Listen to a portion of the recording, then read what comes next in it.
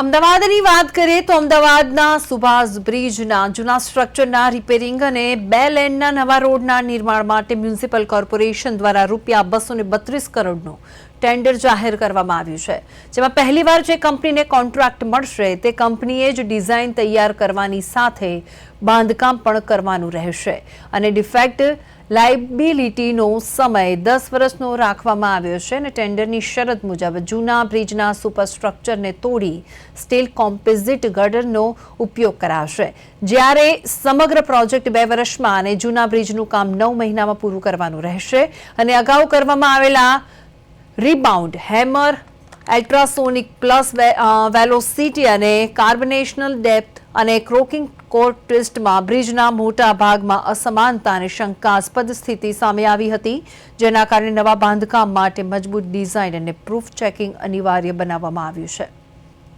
અમદાવાદની વાત છે, રૂપિયા 232 કરોડનો પ્રોજેક્ટ સુભાષ બ્રિજની અમે વાત કરી રહ્યા છીએ. નવા સુભાષ બ્રિજનું ટેન્ડર જાહેર કરવામાં આવ્યું છે, 10 વર્ષનો ગેરંટી પીરિયડ પણ છે અને આ સાથે જ અમારા સંવાદદાતા વધુ વિગત સાથે જોડાઈ ગયા છે સ્મિત ઉપાધ્યાય. સ્મિત, વધુ વિગત શું છે આ મામલે?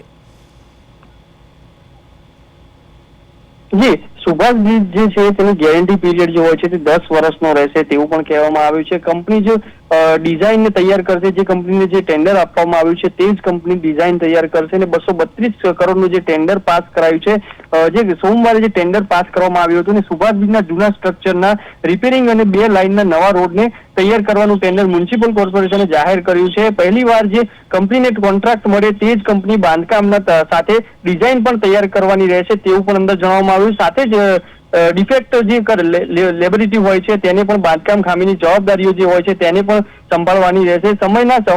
સમય જે હોય છે એને સામાન્ય રીતે 2 થી 4 વર્ષનો રખાતો હતો, તે આ બ્રિજની સ્થિતિમાં 10 વર્ષનો રાખવામાં આવ્યો છે. એટલે કે 10 વર્ષ સુધી આ બ્રિજને કઈ જ નહીં થાય.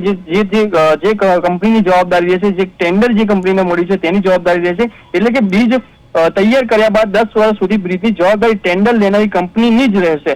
જૂના બ્રિજની ઉપરના ભાગ સુપર સ્ટ્રક્ચરને તોડી ત્યાં મજબૂતી ત્યાં માટે સ્ટીલ કમ્પોઝિટર ગટરનો જે ઉપયોગ કરાશે તેવું પણ કહેવામાં અંદર આવ્યું છે. ટેન્ડરની શરત મુજબ જૂના બ્રિજનું કામ 9 મહિના પર પૂર્ણ કરવામાં આવશે, જ્યારે બ્રિજનું આખું કામ 2 વર્ષમાં પૂર્ણ કરવાનું રહેશે. મતલબ કે જે રીતના મ્યુનિસિપલ કોર્પોરેશને 9 મહિના બ્રિજ બંધ રહેશે તેવું જણાવ્યું હતું, પરંતુ આ બ્રિજનું સંપૂર્ણ રીતે જે કામ પૂર્ણ થશે તે 2 વર્ષ બાદ પૂર્ણ થશે અને 2 વર્ષ બાદ બ્રિજને શરૂ કરવામાં આવશે. કંપનીએ એપ્રોચ રોડ, સ્લીપ જે રોડ હોય છે, ફૂટપાથ રોડ, માર્કેટિંગ અને સાઇટેજની વગેરેની કામગીરી પૂર્ણ કરવાની રહેશે. જી બિલકુલ અસ્મિત, આભાર સમગ્ર વિગત માટે.